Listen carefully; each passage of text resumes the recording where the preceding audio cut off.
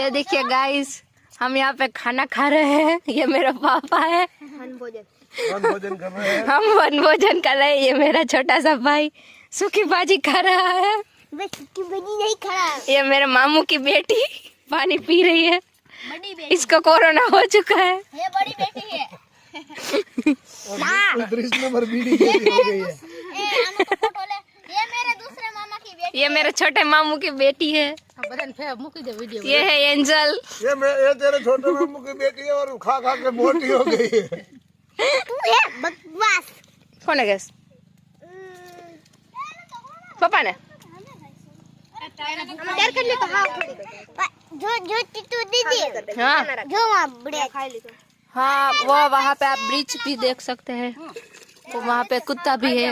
ये यहाँ पे गाय भी है। अब यहाँ पे है, यही है। चावल का चम्मच दे, चावल का चम्मच।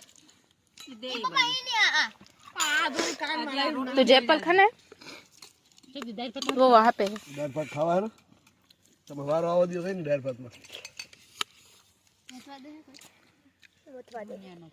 दुनियाનું है।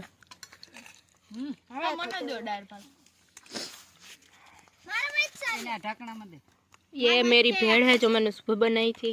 अब हम खाना खा रहे हैं।